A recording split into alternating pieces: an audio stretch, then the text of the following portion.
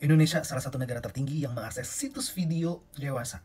Wow. Ini data Januari pada tahun 2024. Mencapai hampir 765 juta kunjungan. Peringkat nomor 2 setelah United States. Luar biasa. Padahal, dikutip dari Good State, majalah CEO World menetapkan bahwa Indonesia sebagai negara yang paling religius di ASEAN. Dari 148 negara. Dan peringkat nomor 7 di dunia. 99,8% penduduk Indonesia merasa taat dan paling religius dengan agama yang mereka anut. Ini seperti tamparan buat saya sendiri sebagai penduduk Indonesia. Dan saya lagi menasehati untuk diri saya sendiri.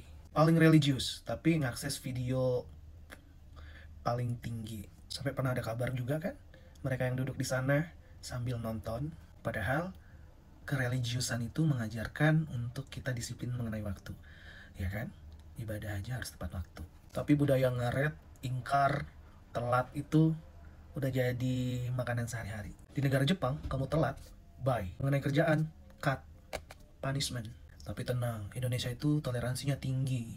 Jadi kalau telat, alasannya jelas, nggak apa-apa. Sampai menjadikan itu sebuah rutinitas. Negara yang paling religius ini pastinya takut aturan Tuhan dong. Tahu kalau maling itu dosa kan? Sepanjang sejarah, korupsi timah mencapai 300 triliun.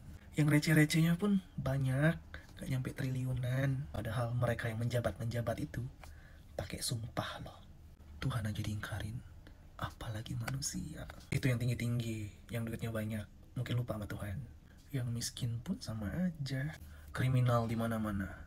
Orang tua aja, ibu, anak kecil di tempat yang seharusnya mendalami agama, malah ada oknumnya. Gak hanya itu prestasinya. Indonesia pernah disebut juga sebagai negara yang tingkat kesopanannya terendah saat menggunakan sosial media. Orang yang religius seharusnya perkataan yang keluar dari mulut dan tangannya harus diimbangi dengan iman. Atau emang udah gak takut dosa? Dosa itu apa sih? Lihat aja konten-konten, hal-hal yang mungkin yang positif aja banyak dinyinyirin. Apalagi yang aneh-aneh. Dan penduduk Indonesia itu seneng yang berhubungan dengan drama kehidupan. Semakin ada konflik, semakin rame.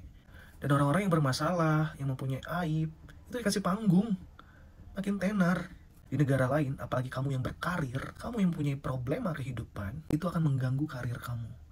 Terutama nih kayak yang para artis-artis. Kalau di Indonesia nggak, makin terkenal ya, makin banyak endorsannya. Orang yang religius, yang takut Tuhan, dia enggan untuk mengkhianati cinta atau menyakiti orang lain. Namun, tingkat perselingkuhan di Indonesia semakin tahun semakin marak. Lihat aja orang-orang di sekitarmu. Banyak yang nikah, banyak yang cerai. Selain dari faktor kesiapan dan ekonomi, faktor lainnya adalah pelakor. Selingkuh, rumah tangga yang goyang, status janda dan duda pun banyak dipegang masyarakat Indonesia. Anak-anak yang menjadi korban kurangnya perhatian orang tuanya. Luar biasa negara Indonesia ini. Karena Indonesia sebagai negara terreligius ini, di Indonesia juga orang-orangnya paling sibuk dengan urusan orang lain.